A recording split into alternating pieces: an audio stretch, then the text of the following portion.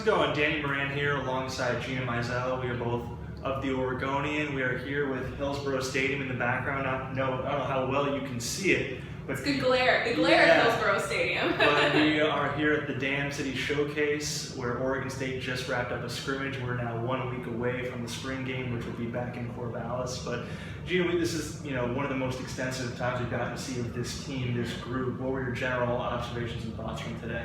Yeah, well, I think they're kind of similar to what Gary Anderson said after the scrimmage, is that the offense is still a work in progress with the quarterback battle, with a lot of new pieces on that side of the ball, and the defense is definitely ahead of the offense right now, which tends to be how things go this time of year in the preseason. But Anderson said the defense played physical. He specifically mentioned that some of the receivers were having trouble getting off press man coverage, and so is that a knock on the receivers, or is that a positive for the defensive backs? It kind of works both ways this time of year. So that's kind of was my biggest impression. It took a while for the offense to score a touchdown in this game. Tim Cook was able to score from 9 yards out. I guess in the second quarter, it was sort of hard to tell when things started and when things ended today, but it took several drives to get to that point. So I think we're seeing that, the offense still has a ways to go. Yeah, we didn't see the offense able to strike downfield that much with the passing game, and I think that may be what Anderson was referring to. And when you talked about the quarterbacks, we just get to see a decent amount of all three quarterbacks: Dale Garrettson, Marcus McMaryion, and the freshman Mason Moran. Any thoughts about those three before I give the numbers kind of for what they did today? Yeah, I actually thought the offense moved pretty well with Mason Moran. His first time down the field, he was leading the second team offense, where Garrettson and McMaryion were alternating with the first team, at least to start. Then things kind of got all wacky as far as mixing and matching with personnel, but drove pretty much right down the field, and then there was a fumble right at the goal line, so didn't score in any fashion there. But then he kind of got some things going. He was the leading passer today, and I think another interesting thing was that another early enrollee, Trayvon Bradford from Oregon City, he had a really nice day. Was the leading receiver, had a big 27-yard catch over the middle on a drive that McMaryion was leading that then led to the first touchdown of the day. So a couple of young guys. It's always a big thing in the spring is the newcomers and how they're performing. So I think a good day overall for Mason Moran and Trayvon Bradford. I actually also talked to Kevin McGibbon, the co-offensive coordinator and quarterbacks coach, and he said that Moran is doing some things that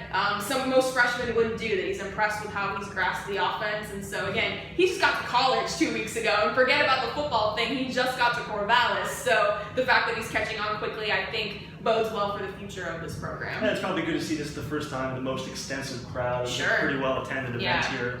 Mason Moran 9 for 16, 105 yards, 1 touchdown. Those numbers courtesy of Oregon State.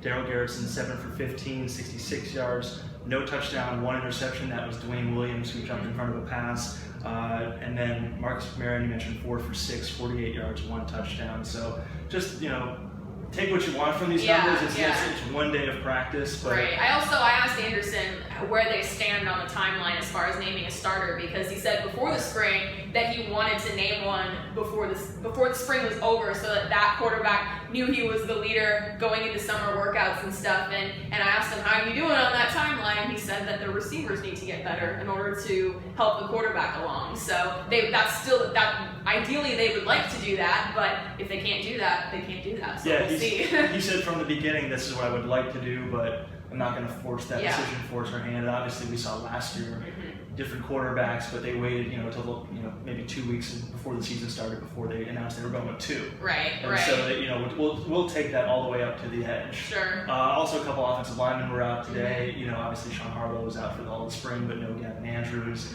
Different pieces. So again, a patchwork of different pieces. And somebody like a Paul Lucas, who they expect to be a multi-dimensional guy at running back, at receiver, kind of the Swiss Army knife of sorts. He is not practiced for most of the spring.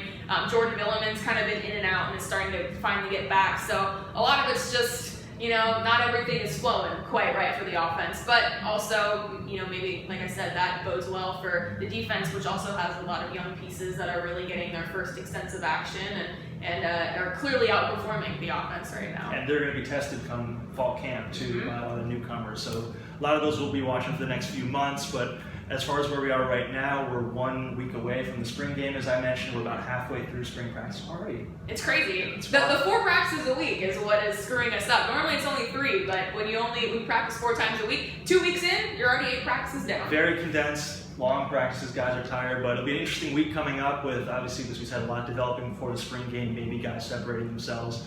We'll see, but until then, you can find our stuff on OregonLive.com. For Gina Mizell, I'm Danny Moran.